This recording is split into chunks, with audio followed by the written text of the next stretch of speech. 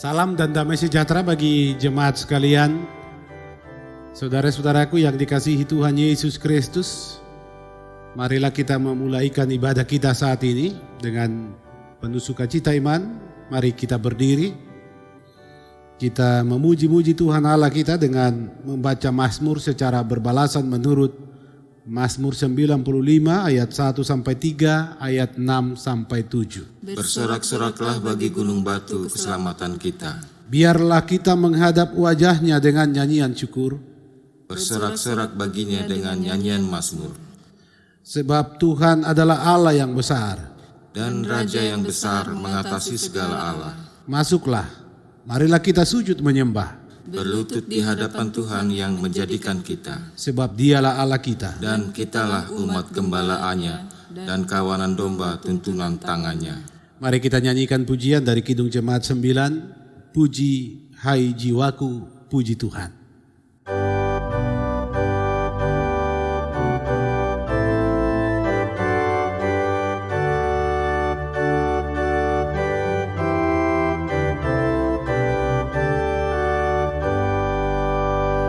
Puji hai jiwaku, puji Tuhan, selagi ada nafasmu.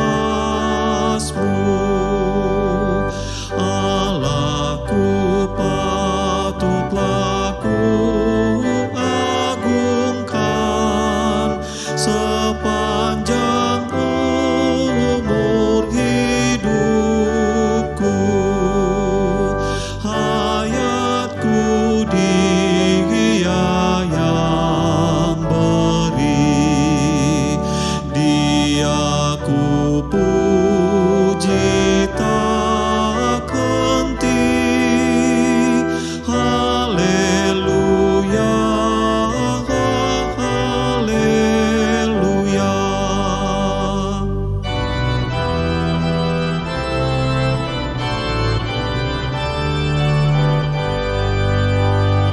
Jangan engkau pertaruhkan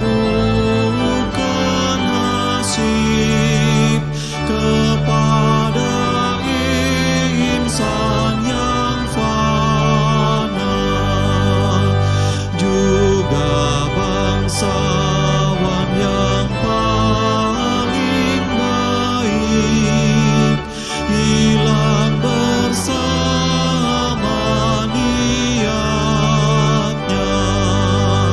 Hidup manusia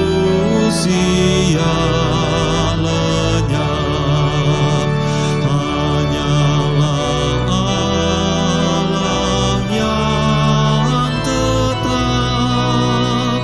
Haleluya, haleluya.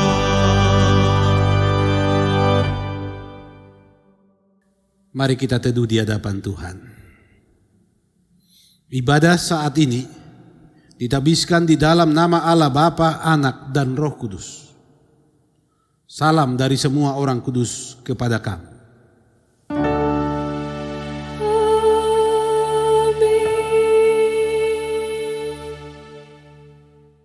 Dipersilakan kita duduk kembali. Bapak, Ibu, saudara-saudara yang dikasihi Tuhan Yesus Kristus, dalam ibadah kita saat ini marilah kita mendengar hukum Tuhan dan kita melakukannya di dalam hidup kita sebagaimana kesaksian dalam Alkitab menurut Keluaran pasal 20 ayat 1 sampai ayat 17. Lalu Allah mengucapkan segala firman ini, Akulah Tuhan Allahmu yang membawa engkau keluar dari tanah Mesir, dari tempat perbudakan. Jangan ada padamu Allah lain di hadapanku. Jangan membuat bagimu patung yang menyerupai apapun yang ada di langit di atas, atau yang ada di bumi di bawah, atau yang ada di dalam air di bawah bumi. Jangan sujud menyembah kepadanya atau beribadah kepadanya, sebab aku Tuhan Allahmu adalah Allah yang cemburu, yang membalaskan kesalahan bapa kepada anak-anaknya kepada keturunan yang ketiga dan keempat dari orang-orang yang membenci aku. Tetapi aku menunjukkan kasih setia kepada beribu-ribu orang, yaitu mereka yang mengasihi aku dan yang berpegang pada perintah-perintahku. Jangan menyebut nama Tuhan Allahmu dengan sembarangan, sebab Tuhan akan memandang bersalah orang yang menyebut namanya dengan sembarangan. Ingatlah dan kuduskanlah hari Sabat. 6 hari lamanya engkau akan bekerja dan melakukan segala pekerjaanmu. Tetapi hari ke-7 adalah hari Sabat Tuhan Allahmu, maka jangan melakukan sesuatu pekerjaan, engkau atau anakmu laki-laki atau anakmu perempuan, atau hambamu laki-laki atau hambamu perempuan, atau hewanmu, atau orang asing yang di tempat kediamanmu. Sebab 6 hari lamanya Tuhan menjadikan langit dan bumi, laut dan segala isinya, dan ia berhenti pada hari ke-7. Itulah sebabnya Tuhan memberkati hari Sabat dan menguduskannya. Hormatilah ayahmu dan ibumu supaya lanjut umurmu di tanah yang diberikan Tuhan Allahmu kepadamu. Jangan membunuh, jangan berzinah, jangan mencuri, jangan mengucapkan saksi dusta tentang sesamamu. Jangan mengingini rumah sesamamu, jangan mengingini istrinya, atau hambanya laki-laki atau hambanya perempuan, atau lembunya atau keledainya, atau apapun yang dipunyai sesamamu. Demikian hukum Tuhan. Kita nyanyikan Kidung Jemaat 65, Cakrawala dan Malaikat.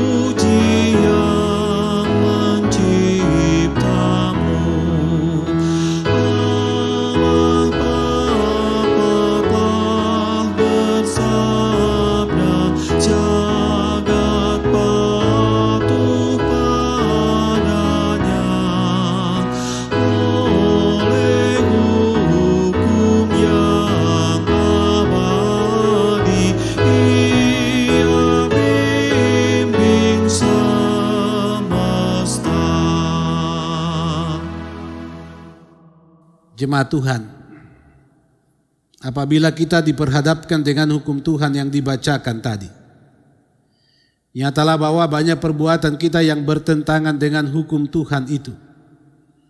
Menyadari segala pelanggaran itu, marilah kita rendahkan hidup kita di hadapan Allah, kita mengaku dosa kita, dan pengakuan dosa ini kita ucapkan bersama-sama.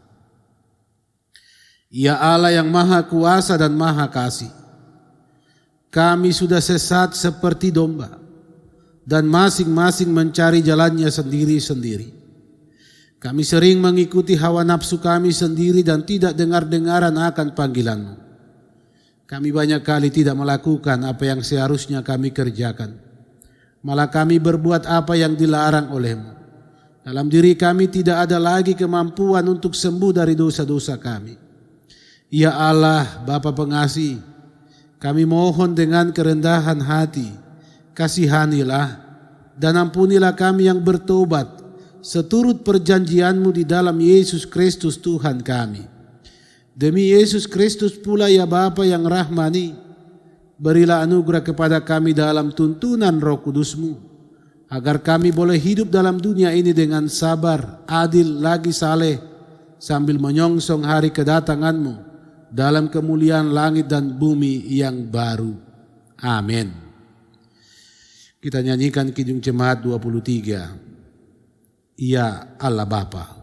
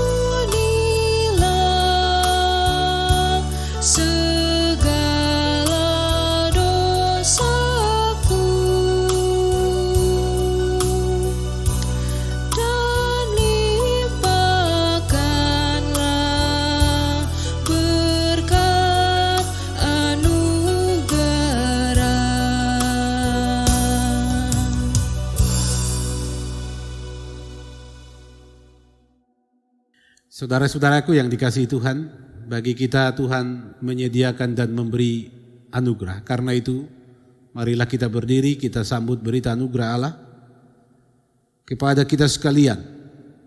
Diberitakan bahwa pengampunan dosa telah berlaku dalam nama Bapa, Anak, dan Roh Kudus. Firman Tuhan dalam Yesaya 44 ayat 22. Aku telah menghapus segala dosa pemberontakanmu seperti kabut diterbangkan angin, dan segala dosamu seperti awan yang tertiup. Kembalilah kepadaku, sebab aku telah menebus engkau.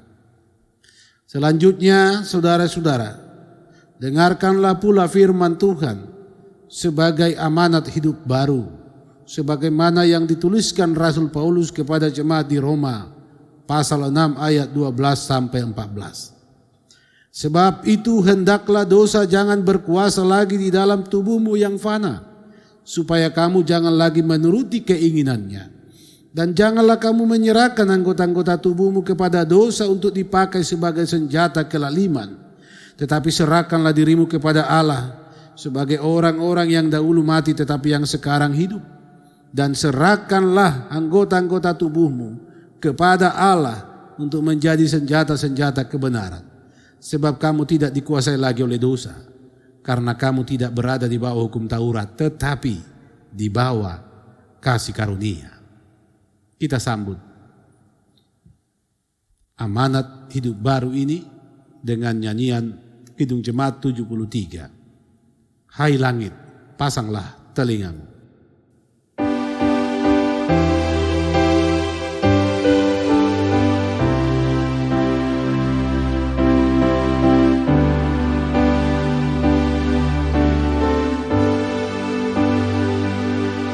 Hai langit, pasanglah telingamu, dengar ucapanku, wahai bumi. Semoga firman tumbuh di hatimu, laksana pohon akan berputih.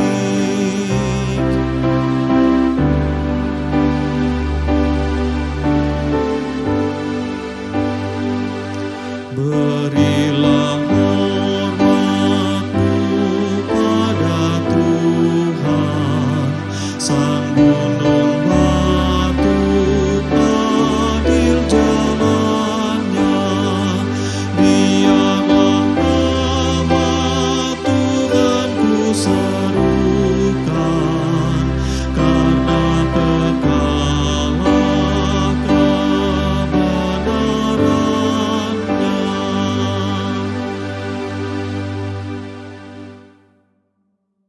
Dipersilakan kita duduk kembali. Saatnya firman Tuhan akan diberitakan di tengah kita sekalian untuk mendasari ibadah ini. Marilah dalam iman yang satu kepada Yesus Kristus kita memohon tuntunan, bimbingan rohnya dalam kita menerima firman-Nya. Kita berdoa. Ya Tuhan Allah, kami bersyukur atas kasih karunia-Mu dan tuntunan-Mu bagi kami dalam menjalani hidup ini. Sehingga hari ini kami ada. Setelah kami melewati hari-hari hidup yang silam dengan berbagai pengalaman di dalamnya. Di tengah persekutuan kami saat ini, kami hendak mendengar firman-Mu, merenungkannya.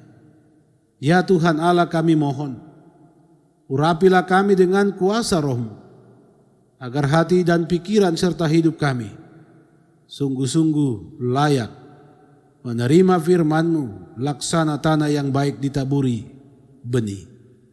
Berkati kami dengan firman-Mu saat ini di dalam Yesus Kristus, firman yang hidup. Amin. Saudara-saudara, Bapak Ibu yang dikasihi Tuhan Yesus Kristus, tersedia bagi kita dua bagian bacaan Alkitab. Yang pertama menurut Kejadian 3 ayat 8 sampai ayat 15. Dan bacaan yang kedua Injil Markus pasal 3 ayat 20 sampai ayat 35. Firman Tuhan berbunyi seperti ini. Kejadian 3 ayat 8 sampai ayat yang ke-15. Ketika mereka mendengar bunyi langkah Tuhan Allah yang berjalan-jalan dalam taman itu pada waktu hari sejuk, bersembunyilah manusia dan istrinya itu terhadap Tuhan Allah di antara pohon-pohonan dalam taman. Tetapi Tuhan Allah memanggil manusia itu dan berfirman kepadanya, "Di manakah engkau?" Ia menjawab, "Ketika aku mendengar bahwa engkau ada dalam taman ini, aku menjadi takut karena aku telanjang, sebab itu aku bersembunyi." Firman-Nya, "Siapakah yang memberitahukan kepadamu bahwa engkau telanjang? Apakah engkau makan dari buah pohon yang kularang engkau makan itu?" Manusia itu menjawab, "Perempuan yang kau tempatkan di sisiku, dialah yang memberi dari buah pohon itu kepadaku, maka aku makan." Kemudian berfirmanlah Tuhan Allah kepada perempuan itu, "Apakah yang telah kau perbuat ini?" Jawab perempuan itu, "Ular itu yang memberdayakan aku, maka aku makan." Lalu berfirmanlah Tuhan Allah kepada ular itu, "Karena engkau berbuat demikian, terkutuklah engkau di antara segala ternak dan di antara segala binatang hutan. Dengan perutmu lah engkau akan menjalar, dan dengan tanah dan debu tanah lah akan kau makan seumur hidupmu. Aku akan mengadakan permusuhan antara engkau dan perempuan ini, antara keturunanmu dan keturunannya. Keturunannya akan meremukkan kepalamu dan engkau akan meremukkan tumitnya."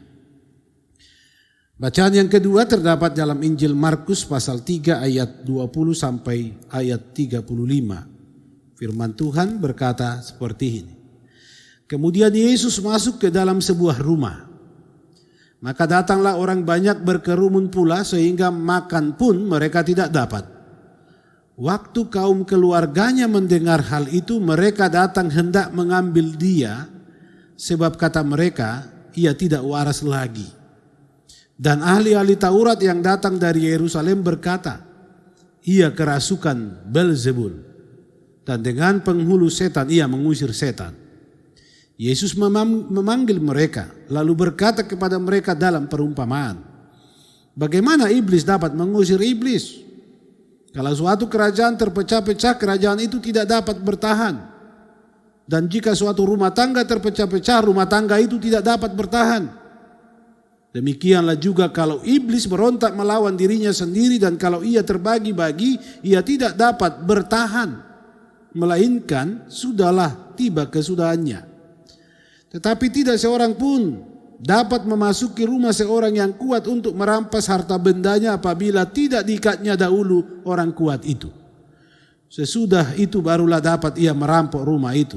Aku berkata kepadamu, sesungguhnya semua dosa dan hujat anak-anak manusia akan diampuni. Iya, semua hujat yang mereka ucapkan. Tetapi apabila seorang menghujat Roh Kudus, ia tidak mendapat ampun selama-lamanya, melainkan bersalah karena berbuat dosa kekal. Ia berkata demikian karena mereka katakan bahwa ia kerasukan roh jahat. Lalu datanglah ibu dan saudara-saudara Yesus. Sementara mereka berdiri di luar, mereka menyuruh orang memanggil dia. Ada orang banyak duduk mengelilingi dia. Mereka berkata kepadanya, lihat, ibu dan saudara-saudaramu ada di luar dan berusaha menemui engkau. Jawab Yesus kepada mereka, siapa ibuku dan siapa saudara-saudaraku? Ia melihat kepada orang-orang yang duduk di sekelilingnya itu dan berkata, ini ibuku dan saudara-saudaraku. Barang siapa melakukan kehendak Allah, dialah saudaraku laki-laki, dialah saudaraku perempuan, dialah ibuku. Demikian firman Tuhan. Berbahagialah setiap orang yang mendengar firman Allah dan yang memeliharanya di dalam hidupnya. Haleluya. Haleluya.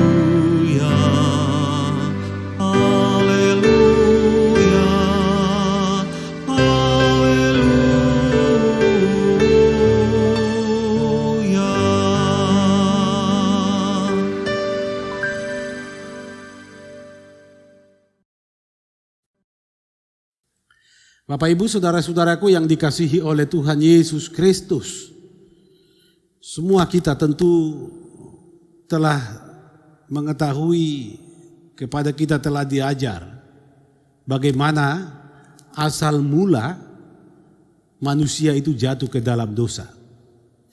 Kisah atau kesaksian Alkitab tentang peristiwa pemberontakan manusia kepada Allah di Taman di Eden itu sangat tersimpan rapi dalam benak kita masing-masing. Kita tahu bahwa manusia telah jatuh ke dalam dosa, dan dalam kisah Alkitab diceritakan ada adegan yang terjadi di sana. Ada iblis yang mewujud dalam bentuk ular, ada seorang Adam yang adalah manusia pertama itu, dan ada perempuan yang adalah Hawa.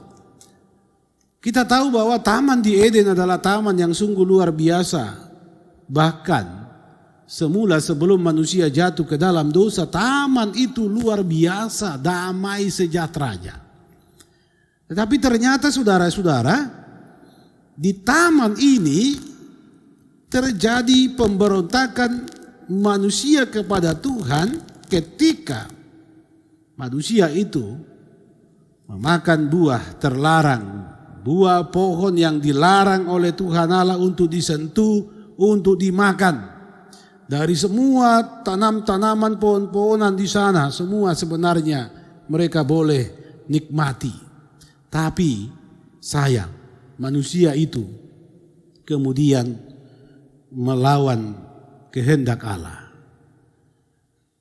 Yang lebih menarik lagi saudara-saudara, bahwa berdasarkan kesaksian Alkitab ini diceritakan ketika Allah berjalan-jalan pada waktu teduh atau sejuk di taman itu, Adam atau manusia itu berusaha bersembunyi dari hadapan Tuhan Allah karena dia menyadari dia berdosa, dia telah melanggar kehendak Allah, dia sadar akan ketelanjangan hidupnya. Dan di sana dikatakan Allah memanggil dia, dan dengan penuh rasa malu Adam bersembunyi, menutupi ketelanjangannya dan mengakui kesalahannya. Kemudian Tuhan Allah bertanya dan menelusuri peristiwa pelanggaran ini. Tapi sayang saudara-saudara, ketika kepada Adam ditanyakan, Adam menuduh Hawa bahwa perempuan itulah yang memberi buah itu sehingga Adam makan. Dan ketika Allah menuntut Hawa, Hawa pun melempar kesalahan kepada ular yang telah menggodanya. Apa yang terjadi saudara-saudara? Bahwa sampai titik ini kita menemukan adegan kehidupan yang luar biasa menyedihkan, bahwa Adam tidak mau bertanggung jawab dan tidak mengakui kesalahannya, melemparkan kesalahan itu kepada Hawa. Dan Hawa pun demikian berupaya membenarkan diri dan melempar kesalahan itu kepada si iblis. Saudara-saudara yang dikasihi Tuhan, disinilah titik awal keberdosaan umat manusia, dan kita sampai hari ini mewarisi dosa turunan ini. Dan sampai hari ini apa yang dijelaskan, disaksikan dalam Alkitab ini terjadi. Bahwa ada konsekuensi yang diterima, baik antara si ular dengan si perempuan. Demikian juga konsekuensi yang diterima Adam dan Hawa di dalam kehidupannya dalam dunia ini. Bahwa si ular itu akan terus bermusuhan dengan si perempuan. Dikatakan dalam bacaan kita bahwa permusuhan antara si ular dan perempuan, antara keturunan mereka, keturunan itu akan terus menerus akan berhadapan sesama mereka, bahwa keturunan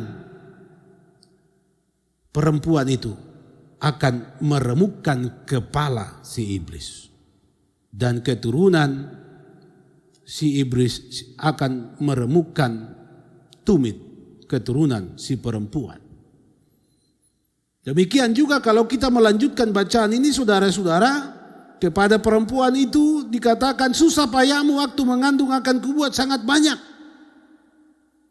Dengan kesakitan engkau akan melahirkan anakmu, namun engkau akan birahi kepada suamimu dan ia akan berkuasa atasmu. Demikian juga kepada Adam manusia pertama itu. Karena ia mendengarkan perkataan istrinya memakan buah dari pohon yang dilarang itu, maka tanah menjadi terkutuk. Dia akan berlelah bersusah payah untuk mencari rezekinya di tanah ini seumur hidup. Ini konsekuensi dari kejatuhan manusia ke dalam dosa.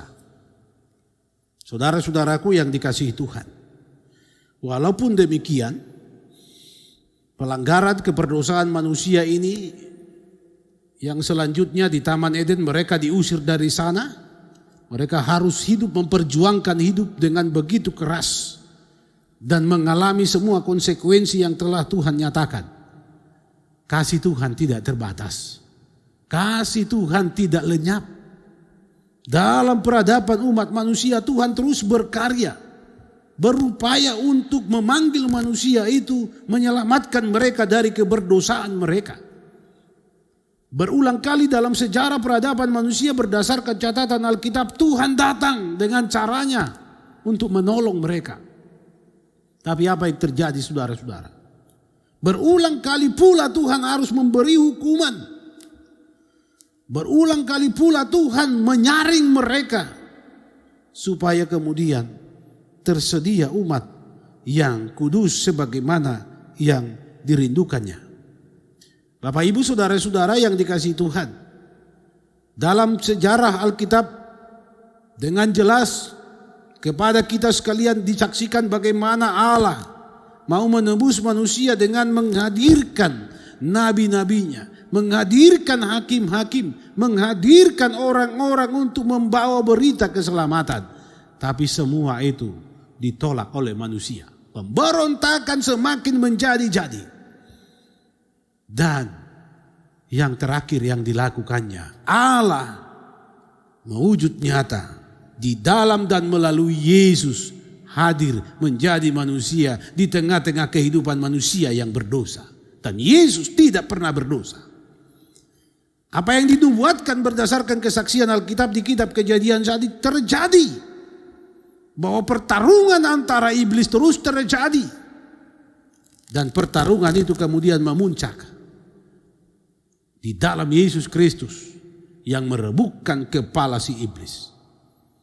Dan itulah kemudian dalam catatan Injil Markus tadi diceritakan bagaimana kemudian Yesus Tuhan itu berperang dengan kuasa jahat, kuasa iblis melalui para ahli Taurat, tua-tua, bahkan orang banyak yang menolak kebenaran. Tuduhan, fitnaan ditujukan kepada Yesus. Diceritakan dalam bacaan kita tadi bahwa ketika Yesus masuk dalam sebuah rumah, kelihatannya Yesus datang di sana bertamu, di sana Yesus hendak makan, dijamu makan, tetapi ada begitu banyak orang yang datang mengerumuni Yesus dan itu mengakibatkan makan pun mereka sangat sulit. Ternyata saudara-saudara orang yang banyak ini yang datang mengerumuni Yesus ini datang dengan latar belakang yang berbeda-beda. Tidak semua mereka percaya. Tapi bahkan sebaliknya banyak di antara mereka yang cuma ingin tahu, kemudian mereka menghujat Yesus Kristus. Ahli-ahli Taurat yang datang dari Yerusalem menuduh Yesus kerasukan Beelzebul. Beelzebul adalah sebutan bagi kepala, bagi penguasa kegelapan. Yesus dengan kuasanya, Yesus dengan kemampuan ilahi yang luar biasa ketika ia menyembuhkan orang sakit, ketika ia mengajar dengan penuh kuasa, bahkan ketika ia hadir dengan wibawa kuasa yang luar biasa mempengaruhi banyak orang, menyampaikan berita kebenaran, dituduh, difitnah sebagai orang yang kerasukan setan. Bahkan sayang sekali saudara-saudara, bukan cuma para ahli Taurat, orang-orang Farisi tua-tua atau orang banyak kala itu, tetapi sangat disayangkan dan menyedihkan. Kenapa saudara-saudara? Karena kaum keluarga Yesus pun datang ke sana. Mereka mencari Yesus. Mereka sebagai keluarga merasa terganggu dan mereka terpengaruh bahwa Yesus sudah tidak waras lagi. Ini tuduhan keluarganya. Kalau ahli Taurat atau orang Farisi, pemuka agama Yahudi menuduh Yesus kerasukan Beelzebul, keluarga Yesus menganggap Yesus sudah tidak waras. Ketidakwarasan Yesus di benak mereka karena segala sesuatu yang dikatakan Yesus, segala sesuatu yang dilakukan Yesus, sungguh luar biasa dahsyatnya kuasanya. Tetapi saudara-saudara yang dikasihi Tuhan, tudingan ahli-ahli Taurat yang ditujukan kepada Yesus sebagai yang kerasukan setan itu ditanggapi Yesus.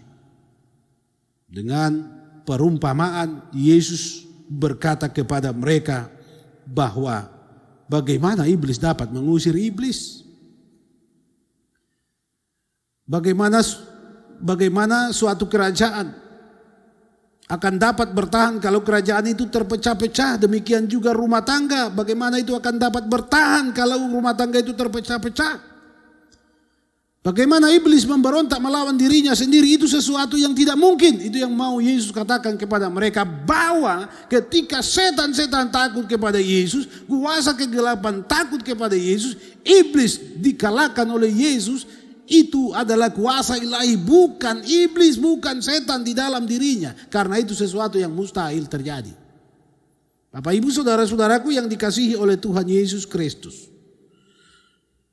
dalam percakapan Yesus dengan ahli Taurat, demikian juga dengan kaum keluarganya dan orang banyak itu, ada satu kalimat yang sangat tegas Yesus sampaikan. Dan ini menjadi perenungan kita hari ini, yaitu bahwa apabila seorang menghujat Roh Kudus, ia tidak mendapat ampun selama-lamanya. Apabila seorang menghujat Roh Kudus, ia tidak akan dapat ampun sampai selama-lamanya. Saudara-saudara yang dikasihi Tuhan Yesus Kristus, apa sesungguhnya yang dimaksudkan oleh Yesus dengan pernyataan ini? Kalau hujatan kepada anak manusia masih dapat diampuni, tetapi siapa yang menghujat Roh Kudus tidak akan pernah mendapat ampun selama-lamanya. Penegasan Tuhan Yesus ini saudara-saudara dimaksudkan supaya semua orang menyadari bahwa menghujat Roh Kudus itu sama dengan menghujat Tuhan Allah sendiri. Bahwa siapapun yang menghujat Roh Kudus itu sama dengan menghujat, memaki, mencaci, mencela, menfitnah Tuhan Allah. Apa sebenarnya yang dimaksud dengan menghujat Roh Kudus? Itu menjadi pertanyaan untuk kita renungkan bersama-sama. Menghujat Roh Kudus adalah sikap yang melawan, sikap yang mencela, sikap yang mencaci pekerjaan Roh Kudus. Yaitu orang yang mencaci, orang yang menghina, orang yang mencela perbuatan kebenaran, supaya orang berbalik dan bertobat dari kehidupannya yang jahat kepada kehidupan yang benar, adalah tindakan menghujat Roh Kudus. Seseorang yang dengan sadar, dengan terus-menerus berupaya untuk menggagalkan seseorang meninggalkan kejahatan kembali kepada kebenaran adalah menghujat Roh Kudus. Itu yang mau dikatakan. Menghujat, saudara-saudara, telusuri secara etimologi atau suku katanya, blasphemesanti. Blasphemesanti itu kata Yunani yang digunakan pada kata menghujat, yaitu yang dapat diartikan tindakan yang keluar dari dalam hati, sama dengan mengumpat. tindakan ini berarti dilakukan dengan sadar. Seseorang yang mengetahui bahwa sesuatu itu terjadi oleh pekerjaan Allah, atau seseorang yang mengetahui, menyadari sesuatu itu terjadi oleh kehendak Allah, kemudian dia mengumpat itu sebagai ketidakbenaran, berasal dari dalam hatinya yang paling dalam, dia menghujat Roh Kudus. Saudara-saudaraku yang dikasihi Tuhan Yesus Kristus, seseorang tidak dapat serta-merta menghujat Roh Kudus kalau ia tidak menyadari. Hanya orang yang sadarlah yang menghujat Roh Kudus, sehingga tindakan ini menjadi tindakan yang tidak dapat diampuni dan tidak mendapat ampun. Saudara-saudara, tahukah kita bahwa menghujat Roh Kudus lahir dari dalam hati, itu berarti menjadi karakter bawaan hidup seseorang. Padahal dalam kehidupan ini tidak ada seorang pun yang berkarakter atau yang punya pembawaan hidup untuk selalu menolak kebenaran. Itu lahir dalam perjalanan hidup yang terus-menerus dikuasai oleh kuasa kegelapan. Dimulai dari iri hati, mulai membenci, mulai melakukan tindakan penghakiman, mulai kemudian menolak semua kebenaran, tidak menerima apapun yang disebut dengan kebenaran ilahi. Bahkan ujungnya adalah dia mengumpat semua kebenaran itu sebagai kejahatan. Dia mengumpat semua perbuatan ilahi itu adalah perbuatan roh jahat. Saudara-saudaraku yang dikasihi Tuhan Yesus Kristus, ketika kita menjalani kehidupan ini, kita sedang diingatkan oleh firman Tuhan bahwa ada satu yang harus kita hindari, yang harus kita perjuangkan untuk tidak terjadi, yaitu tindakan menghujat Roh Kudus. Tindakan ini sekali lagi hanya terjadi, berawal dan keluar dari dalam hati. Tidak ada dan orang tidak dapat disebut menghujat Roh Kudus kalau ia tidak mengetahui. Seseorang tidak dapat disebut menghujat Roh Kudus kalau ia tidak menyadari. Tapi tindakan menghujat Roh Kudus adalah tindakan yang dilakukan secara sadar, keluar dari dalam hati, yang menolak kebenaran ilahi. Maka kehidupan ini saudara-saudara harus kita perjuangkan. Bagaimana supaya kebenaran ilahi dapat kita terima dan kita tegakkan. Jangan sekali-kali menolaknya karena kesadaran kita. Dan jangan sekali-sekali membenci kebaikan di dalam kebenaran lahir dari dalam hati kita. Kita sedang menghujat Roh Kudus. Semua dosa bisa diampuni saudara-saudara. Tuhan Allah Maha Pengampun. Tapi Yesus mengingatkan, jangan mengumpat Roh Kudus. Jangan menghujat Roh Kudus. Pekerjaan Roh Kudus saudara-saudara itu dapat mewujud di dalam kehidupan setiap kita. Pekerjaan Roh Kudus bisa mewujud di dalam kehidupan seorang hambanya, pelayannya. Pekerjaan Roh Kudus bisa terjadi di dalam hidup suami, istri, anak-anak kita ketika menegakkan kebenaran hidup dalam kesetiaan. Terus kita mengumpat mereka, mencaci maki mereka saudara-saudara. Kita sedang diperhadapkan pada sikap yang sangat memilukan, yaitu menghujat Roh Kudus. Itulah sebabnya saudara-saudaraku yang dikasihi Tuhan Yesus Kristus, ketika Yesus dituduh kemasukan Beelzebul, ketika Yesus dianggap oleh keluarganya sudah tidak waras, Yesus tidak mau diam, dia menyampaikan kebenaran. Dan kemudian keluarganya berupaya untuk memanggil, mengeluarkan Yesus dari orang banyak itu, membawa Yesus pulang. Tapi apa Yesus katakan? Bahwa siapakah ibuku? Siapakah saudara-saudaraku? Barang siapa melakukan kehendak Allah, dialah saudaraku laki-laki, dialah saudaraku perempuan, dan dialah ibuku. Hiduplah dalam firman Tuhan. Kebenaran akan tetap menjadi bagian kita. Amin.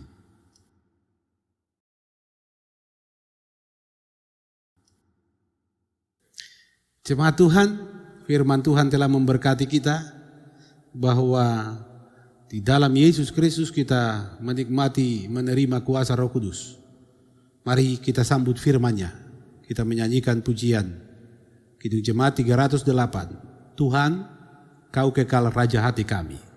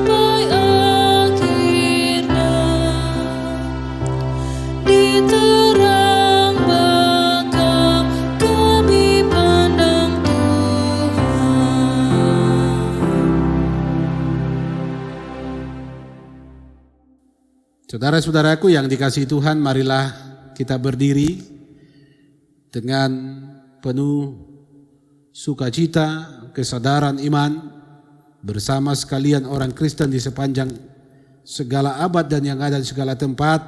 Kita ikrarkan pengakuan iman yang suci menurut versi pengakuan iman rasuli. Aku percaya kepada Allah, Bapa yang Maha Kuasa Khalik langit dan bumi, dan kepada Yesus Kristus anaknya yang tunggal Tuhan kita, yang dikandung daripada Roh Kudus, lahir dari anak darah Maria, yang menderita di bawah pemerintahan Pontius Pilatus, disalibkan, mati dan dikuburkan, turun ke dalam kerajaan maut.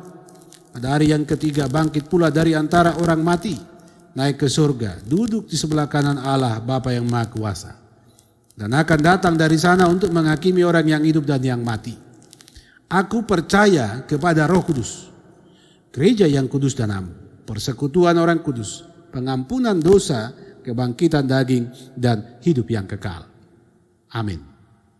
Silakan kita duduk kembali. Jemaat Tuhan, marilah dengan sukacita iman kita memberikan persembahan kepada Tuhan Allah sebagai tanda syukur kita. Firman-Nya dalam Kolose 3 ayat 15. Hendaklah damai sejahtera Kristus memerintah di dalam hatimu, karena untuk itulah kamu dipanggil menjadi satu tubuh, dan bersyukurlah. Kidung Jemaat 439, bila topan keras melanda hidupmu.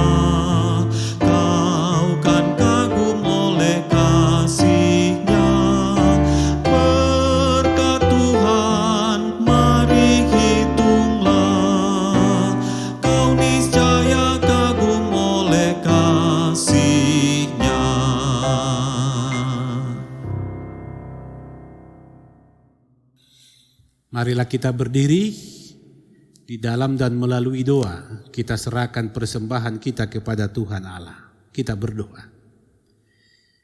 Ya Allah Bapa kami di dalam Yesus Kristus, dengan kerendahan hati kami serahkan persembahan umat-Mu ini. Kuduskanlah ya Tuhan, agar layak dipergunakan bagi pekerjaan-Mu di dunia ini. Berilah kami pengenalan yang terang akan segala anugerah-Mu, agar kami selalu bersyukur dan menyerahkan diri kami sebagai persembahan yang hidup kepadamu dengan menjadi berkat bagi sesama kami. Amin. Mengucap syukurlah, Kidung Jemaat 444.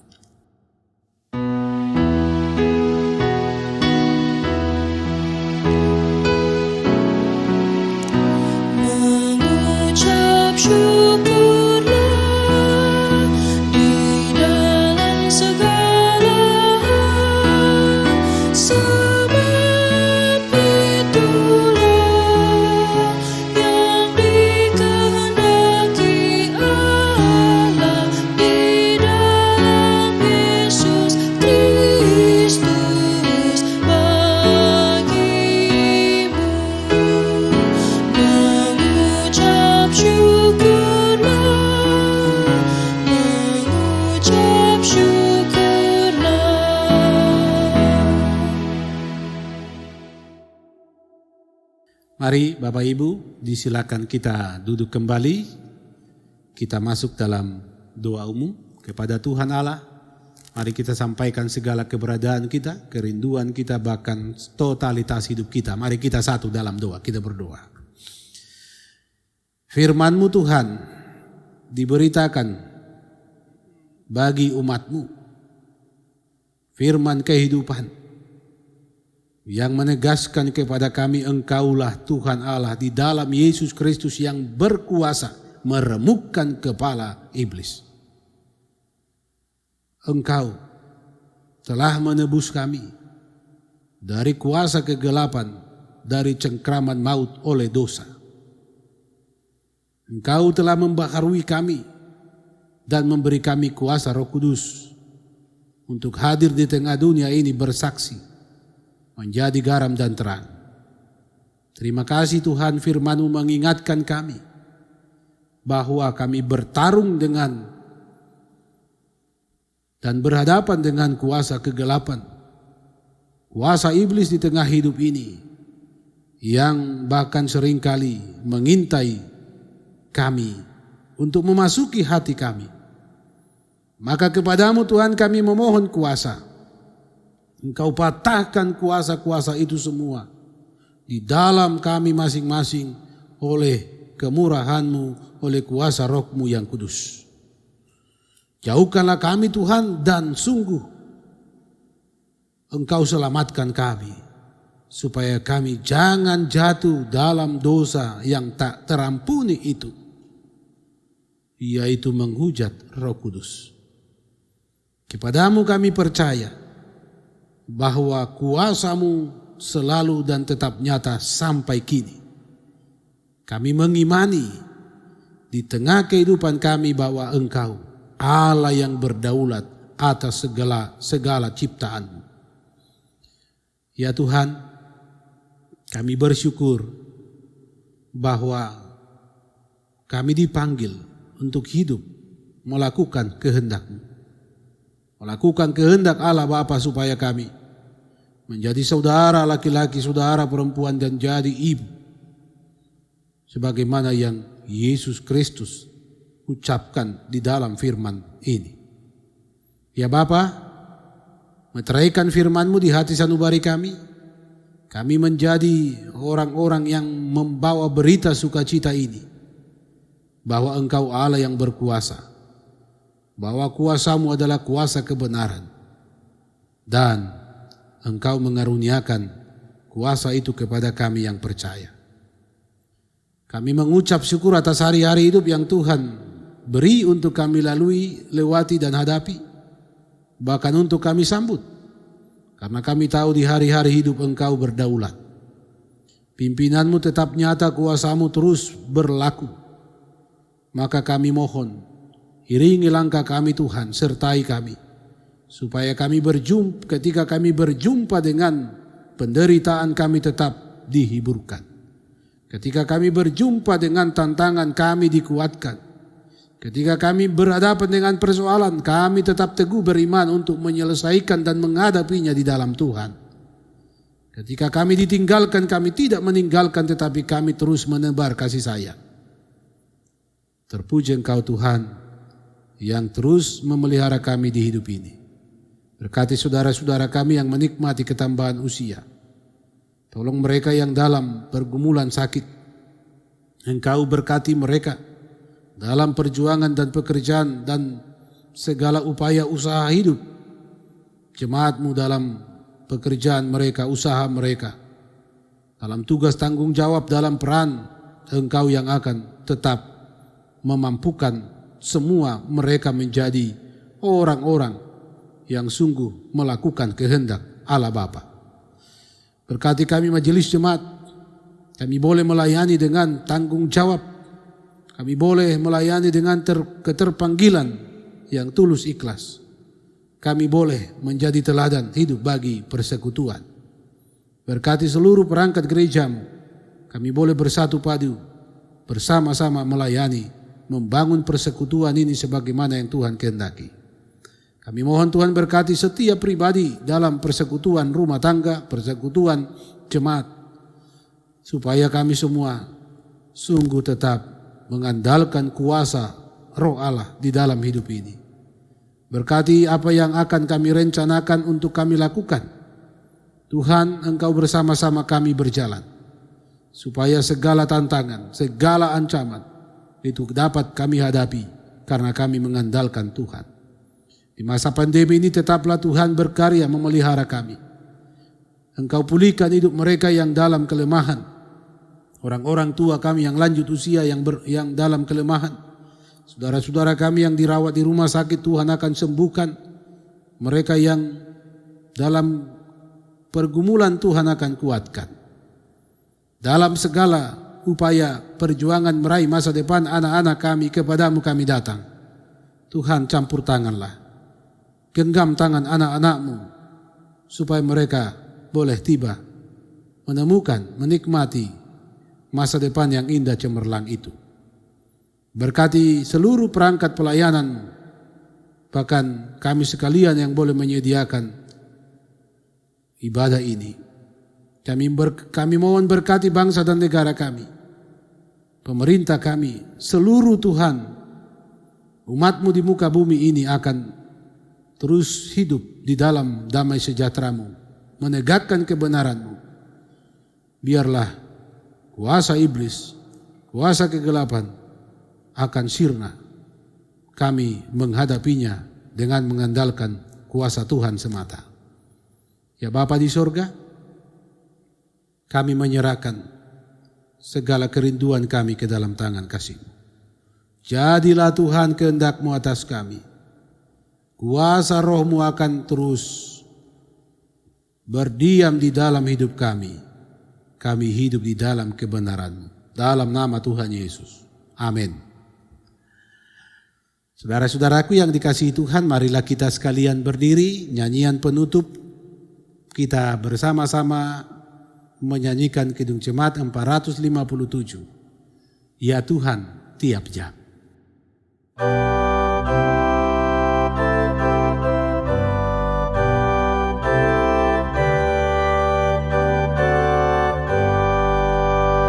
Ya Tuhan, tiap jam ku memerlukan-Mu.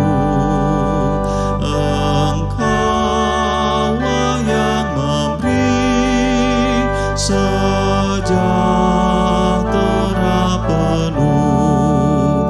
Setiap jam ya Tuhan, Dikau ku perlukan, ku datang juru selamat, berkatilah.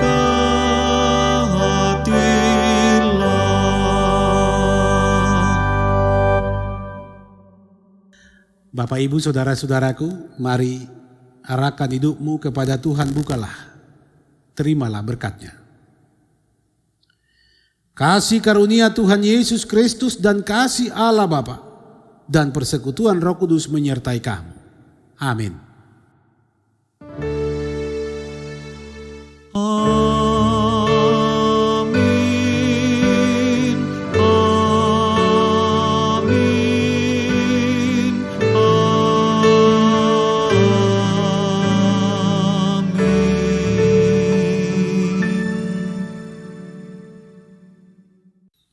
Silakan kita duduk.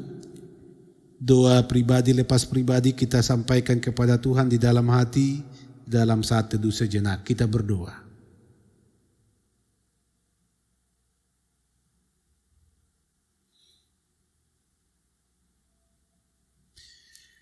Demikianlah ibadah kita saat ini, Bapak Ibu saudara-saudara, Majelis Jemaat GPD Koinonia Palu, seluruh perangkat pelayanan, bahkan kami yang menyediakan liturgi virtual ini, mengucapkan selamat hari Minggu bagi kita sekalian. Percayalah bahwa engkaulah saudara laki-laki, saudara perempuan, dan ibu dari Yesus ketika kita melakukan kehendak Bapaknya. Shalom.